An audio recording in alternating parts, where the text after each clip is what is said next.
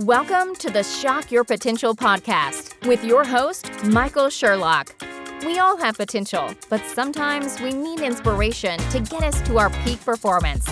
Whether you are starting out in your career, ready to move up the corporate ladder, or taking the leap into entrepreneurship, Michael's guests provide powerful tools and resources to shock your potential. Shock Your Potential is a global professional development training company committed to your unique journey. Learn more about us today at shockyourpotential.com. Listen in to today's expert. Thank you for joining us on another episode of Shock Your Potential. And as always, I am your host, Michael Sherlock. And as we know, this month, Mindful May, for me is about making sure that we all take time to recognize and maybe perhaps give ourselves a break in areas where we might not have taken as good of care of ourselves as we could or should. And as we all know, the last year has really tested us in our ability to recognize and care for our own mental state as well as those around us. My guest today is Joree Rose, and she is a licensed marriage and family therapist, a mindfulness and meditation teacher, a coach, an author, speaker, and she also leads mindfulness retreats around the world, which is something I have on my bucket list that I want to do. She's helped thousands of people to live happier and more fulfilling lives through living with greater awareness, and this one is so important, compassion, allowing them to decrease their stress, anxiety, and shed those unhealthy habits we might have that also include some patterns and mindsets that perhaps we need to let go in the past. She's also the host of a podcast called Journey Forward. And she's authored the newly released A Year of Gratitude, Daily Moments of Reflection, Grace, and Thanks, as well as 2 mindfulness books, which I would definitely want to ask her about because one's called Squirmy Learns to be Mindful. And I think that might be a real fun one. And Mindfulness, it's elementary. So if she's teaching it to kids, then we know she's got something really special. She's also been featured in prominent media outlets such as one I always wanted to be on is oprahmagazine.com, NBCnews.com, Business Insider, KTLA News, and many, many more. So thank you, Joree, for joining me today. I'm so happy to be here with you, Michael. Thanks so much. I am looking forward to what I know is going to be a great conversation. Excellent. Well, I gave a lot of the highlights on your bio, but I'd like to have my guests tell us a little bit more about you, your business, and how you help your clients to shock their potential. Thank you so much for having me, Michael. I am a marriage and family therapist, and the focus of my work has always been mindfulness. And when I first began, I didn't even know mindfulness existed as a practice. I really say that mindfulness found me. And I was really, really stuck. I lived my life in my head.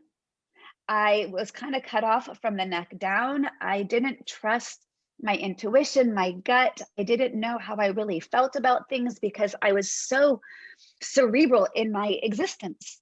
If I thought it, it must have been true. And I woke up one day in my early 30s and was like, how did I get here? And even though I had the life I always wanted, I cultivated the exact life I wanted. I was married to my high school sweetheart. I had 2 girls. Even though I had a master's in counseling, I was fortunate to be a stay-at-home mom, but something wasn't right. And I realized I needed to figure out who I was, because even though I was exactly where I technically wanted to be, I wasn't in alignment. And I had to really slow down, because I know so many of us, we stay busy and we do what's next. And I was doing what was next in an effort to create safety and security, because I was raised with a lot of family trauma. My mom's parents were killed in a car accident when my mom was 16. She was the only survivor of the accident. My parents divorced when I was 3. My dad committed suicide when I was 10. So I was, from a young age, led to believe the world's a really scary place and bad things happen. And that really limited my ability to live, because I was in a lot of fear and anxiety. And it wasn't until mindfulness found me that I learned to slow down. I learned to get out of my head. I learned to drop into my body and begin to trust that inner wisdom in my gut. And what I always knew was there, but I was too afraid and not always willing to look at, until one day, there's many root markers, but one of them is a Nainan quote that says, "And the day came when the risk to remain tight in a bud was greater than the risk it took to blossom." Oh, yes. And that was my life. Like I was staying so tight in a perception of safety and security, but my soul was dying inside and I needed to blossom. And I no longer was afraid to blossom. And I got really honest with myself and ended up getting divorced after being with my ex since I was 13, after 23 years and 2 young kids, and had the courage to really wake up to say, how can I consciously live my life moving forward? I don't want to go another 20 years just doing what was next, what was next, what was next. And let me tell you what the journey it's been. And I'm so grateful for every single twist and turn, because not only has it gotten me to complete and full authenticity, which is one of my highest values, and alignment in my mind, body, and soul, but as a therapist, I show up as a whole self to my clients. And I am not that typical therapist that's the blank slate that you're not going to learn anything about me, because I think, as we would, thank you, Brene Brown, vulnerability breeds connection. And Yep. I show up as my whole self, not to gratuitously talk about myself, but to say, hey, I get you. I see you. I know how this feels. And when I was stuck, here's the tool that I'm teaching you. Here's what it looks like in practice. Yeah. So I really embody every single tool I teach, whether it's in parenting, which is a big focus of my mindfulness work, whether it's in self and self-identity and self-care and our own mindset of our own health and wellness, or whether it's our relationships, because I ultimately feel like mindfulness helps us be in better relationship, whether it's to ourselves or relationship to others. When we can show up present and compassionate and aware. I often say compassion is the opposite of judgment. And we get so stuck in these narratives that hold us back. So when you ask about shock your potential, it's about, to me, I think of the question, who would you be if you weren't afraid? Yeah. And then what are the things that are holding you back, that are keeping you afraid? And what are those limiting beliefs? And I will often say to clients, whose voice is that in your mind that you're hearing? Because it may not be yours. It may be someone in your childhood. It may have been, what we would now call a bully who just shut you down, Right. or maybe it was just simply fear of the unknown. And for me, for my potential, one of my biggest mindset shifts was to recognize that my biggest fear, which was the unknown, which I used to believe was this big black hole of an abyss of, fear and anxiety, because I couldn't Of control negative it. possibility. I couldn't control it. But I had this awareness one day. I was actually at this Women in Wisdom event in San Francisco one night. And I recognized that I had the known and the unknown. And in the known, I wasn't happy. I wasn't aligned. Something wasn't right. And I couldn't quite pinpoint it, but I knew it was because I wasn't being my authentic self. And in that moment, I realized, wait a second, possibility is what resides in the unknown. And that's awesome. Oh, yes. And so to make that mindset shift from fear and anxiety of the unknown to, wait a second, you mean I get to create it? I get to cultivate that. I get to embrace, my full embodiment of authenticity, my values, growth, compassion, awareness, presence, mindfulness. And so what started off as, a personal journey has overlapped into a personal and professional livelihood in every which way possible. I love it. I made a note when you said, how you were showing up to your clients and that you were showing up in your fullness, in your completeness. And it was making me think about, I've suffered from depression for a great bunch of my life, but I learned how to control a lot of my depression through mindfulness is one area, but actually my, how I eat. It's strangely enough about how much protein I have and what my blood sugar levels are doing. But the anxiety, those self-doubts, those The what voices ifs, the the unknowns. what ifs, Yeah. Before I started practicing mindfulness practice or started mindfulness practice, I remember now I can recognize how much sometimes those protective measures, I'm going to stay in this known, even if I don't like it very well, I'm going to stay in it. How it not only impacted me personally, but how it affected me professionally. And so Yes. then you know how to operate in this vein, and you've had success on this path, and then to veer away or to show something different or to explore another part of your potential, um, didn't even register with me Yeah. for a number of years. And I remember explaining to my husband that sometimes when things would get too stressful, I would just push that emotion down. And I kept showing him, I'm like, I push it. Right. I push it. And he's like, what do you mean? And I said, I, when I see it and I feel it, I compress it and I push it down. And I said, and I can't live that way anymore. And it was right as I was starting to really to feel it. And as it's amazing when you reach that point where you realize you're not just being more fully present to you for you in the world, or even for those that you Yes. love, care about, but that you are now a complete new opportunity. You can still have all the Yes. positives you had before, but you have so much more blank canvas to write on Yes. than you ever had before. It's so true. And for many people, that sounds really romantic and enticing, and it's still really hard work, right? Yes. And, but once you recognize, one of my favorite questions that I ask people is, how is it serving you to stay stuck? Mm-hmm. And they'll always be like, oh, it's not. I hate it. It sucks. It's terrible. Okay, yes. And you're Uh-huh. gaining some secondary benefit by staying stuck. How is it serving you to stay stuck? And people don't really consider. And if anyone who's listening right now goes and takes a look either at my website or my podcast, they'll see that I have a logo. And it's actually a mindfulness symbol. And it's called an unalome. And the way it looks, I'm going to describe it to you. It's a spiral.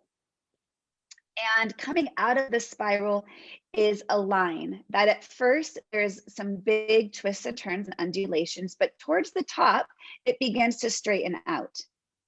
And this is a mindfulness symbol that the spiral represents where you're stuck.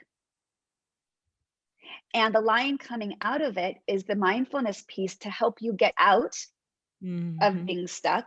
And it's twists and turns because at first it's not a straight line, it's not a straight path. But towards the top, it's not even perfectly straight. It still has a little undulation, but it represents the path to peace. And so this is the visual that I teach from. And I love this symbol so much that I actually got a tattoo of it, which is something I swore I would never do. When I had actually been dating my fiance for only 7 months. We were in Thailand together. We got matching tattoos of this Mm. because we were both on an individual journey of mindfulness and awareness, spirituality. But I wanted that reminder, getting unstuck is always possible. Yeah. And so, I'll say to clients, like, you're just in the spiral right now. You're in the spiral. And the reason people stay in the spiral is because it's familiar. You know what to do there. They may not like it. It may cause other pain, but that familiarity is in large part what keeps them in there. Well, I know what it looks like. Mm-hmm. And it's actually harder work to get out of the spiral. Yeah. And one of the ways I teach this is I call it the ABCs of mindfulness. To me, at the root of mindfulness is awareness. You can't change what you're not aware of. So you first have to even have Mm-hmm. awareness you're in the spiral, because some people are like, wait, what? I'm stuck? I'm unhappy? Like I'm stressed, I'm anxious. Like, what do you, I didn't realize that's what I was feeling. I thought this is just what life was. Right. So you got to start with awareness, because you can't change what you're not aware of. And then you got to breathe. That's the B. Because if you Mm-hmm. breathe, it'll calm your brain, it'll calm your body. Because, I like to, I'll just give like a really, really, really quick brain science 101 for your listeners. But bottom line, we've got our emotional brain in the center part of our brain. And when it fires off any strong emotion, it literally shuts down our executive functioning. So the Mm-hmm. reciprocal relationship of our emotions and our thoughts and our moods and our resources is literally when we're stuck, we can't think straight. That executive functioning where we've got logic, reason, rationality, decision making, clear thinking, language, communication, all of that gets compromised when our emotional brain takes over. So there's two ways to quiet that emotional brain. We've got to breathe, because that activates the parasympathetic nervous system. It's the brain saying, oh, wait, there's not a bear in the cave. I'm safe. Right? Exactly. But another one that I love that people don't utilize, I think, enough is just naming it.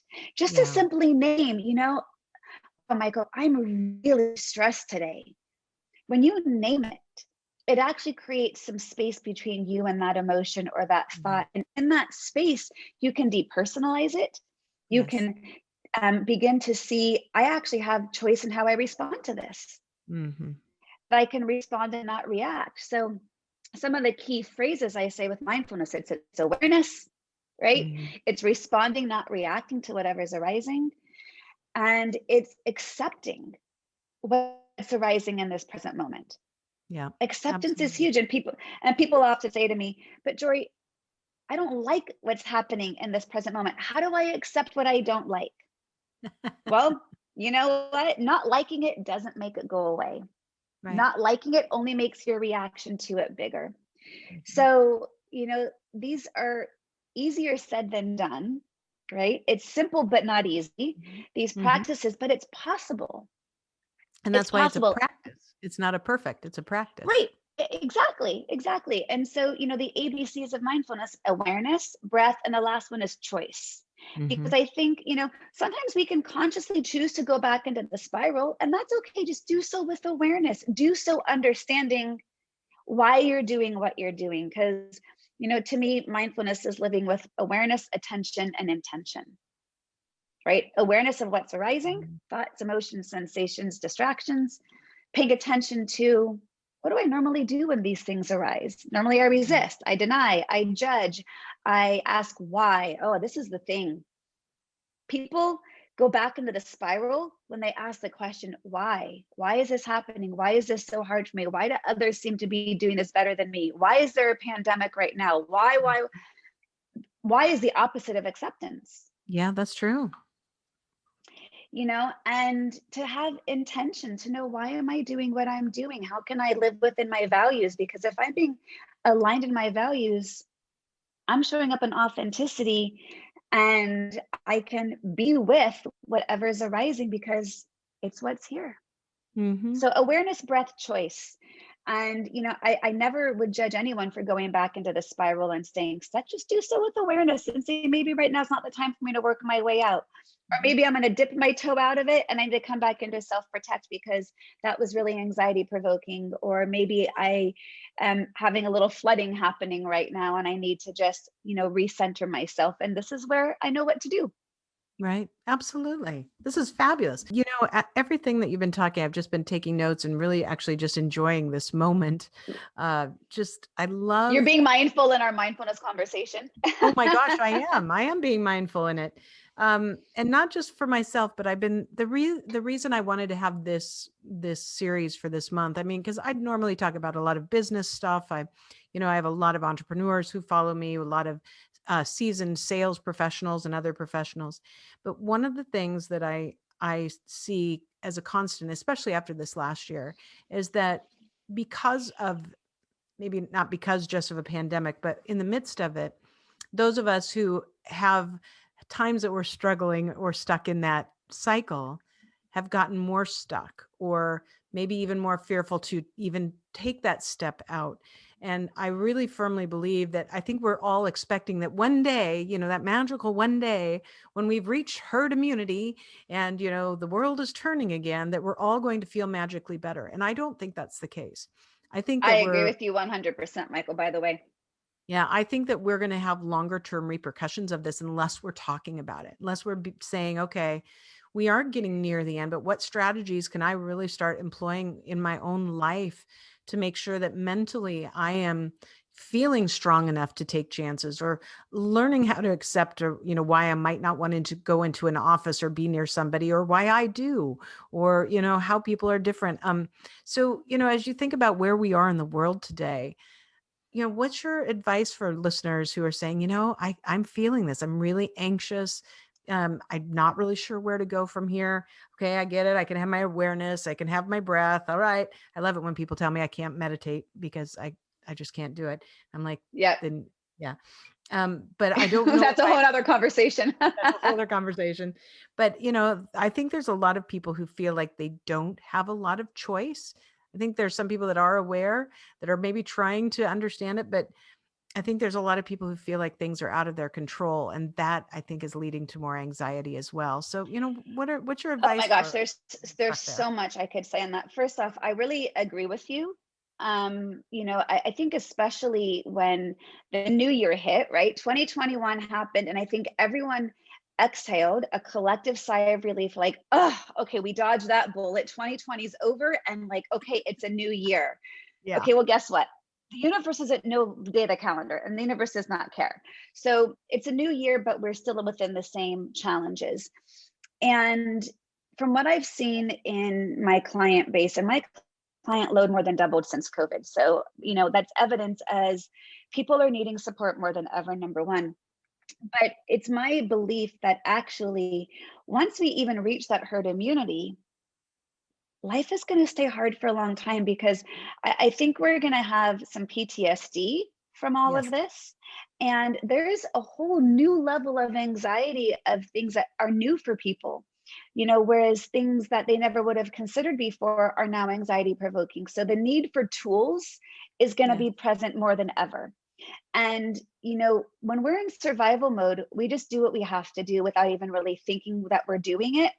And I equate it to someone who's overcome cancer. In the moment, it's Hmm. I'm doing what I have to do. And I've got a very dear girlfriend who was a breast cancer survivor. And in the moment, she just did what she had to do. It was after her remission, her depression hit, where she was Hmm. like, hope I can swear, but she was like, holy shit, what did I just go through? I Yeah. can't believe I just did that. Yeah. So I think we're going to have some of that post pandemic anxiety and depression sit in of like, wow, that was heavy. Yeah. And here's something that I've been saying since the day the pandemic hit was, whatever was once under a flashlight of awareness Mm. was now under a floodlight of awareness. Yeah. So anything that you have been able to just kind of keep at bay, keep just barely under the surface of your coping, which, don't get me wrong, a lot of that coping was great. Yeah. COVID, in absence of going to the gym, going out for a girls' night, going out for Taco Tuesday, going to a concert, going to travel for the weekend, Hmm. going to a restaurant. I mean, just, Yeah. getting my nails done, getting my hair cut. Like, I'm getting my first haircut in a year and 2 weeks. Like, I mean, really, Hmm. and so, all of our typical coping mechanisms, when those were stripped away, we no longer could hide from what was underneath. And Yes. so now, as we are re-engaging in life in a new way, because we're not going back to normal, there's no normal. Yep. This is just the new normal. So the advice I would give people is to, number one, acceptance. I touched Hmm. on this before the break, but the more we fight it, the stronger our reaction is going to be to it. Yep. The key for acceptance, what's underneath that, is really deep level practicing of compassion and self-compassion. Yes. And, I like to define compassion as empathy plus action. I like that. The Dalai Lama gives a great distinction between sympathy, empathy, and compassion. And, he says that if you're walking down the street and you see a man stuck under a big boulder, as might one see in India, to have sympathy would be to walk by, and these aren't the words Dalai Lama would say, be like, oh, that sucks to be him, right? This guy's stuck too bad. To have empathy for him would be to say, sucks to be him. How do I know? Because I've been there. Now, Yeah. sometimes when we're really empathic, it actually can paralyze us from action because it can reactivate our trauma by stepping towards. So some of us, we don't know how to distinguish or diffuse our boundaries, and we get taken into that, right? Hmm. To have compassion for him would be to say, sucks to be him. How do I know? Because I've been there. I'm going to help him out from underneath. Right. So empathy plus action.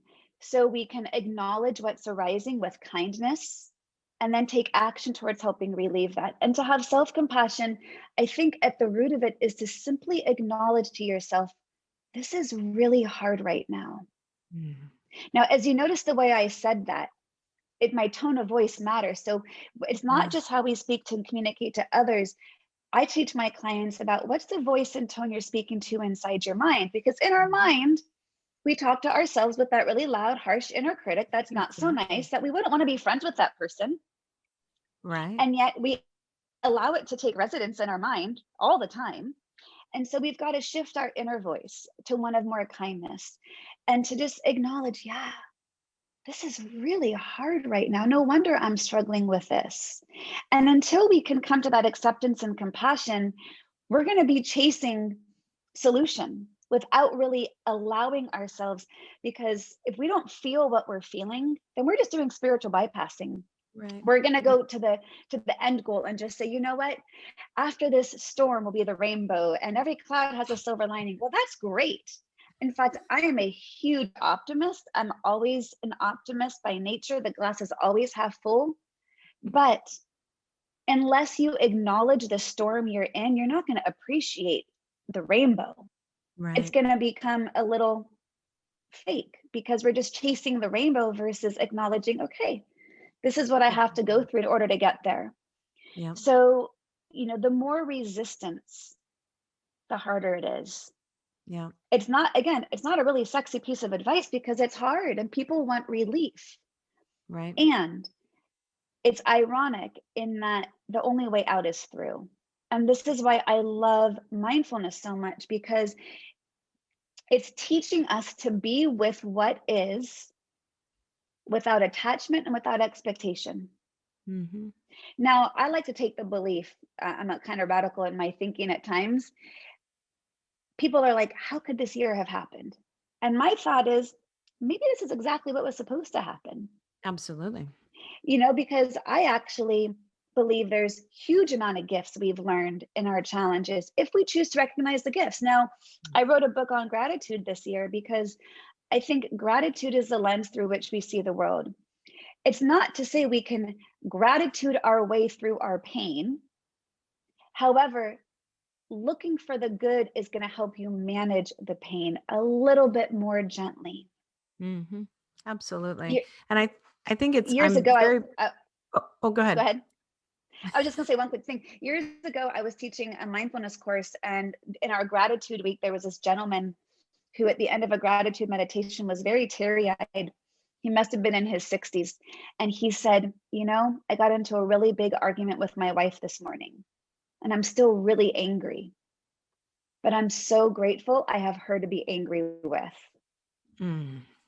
Like, that to me is gratitude. I'm not negating the anger. I'm not letting it wash away what happened, but I can soften Yeah. and I can be able to see it with a little bit of a more gentle lens. So it's not spiritual bypassing to have a gratitude practice.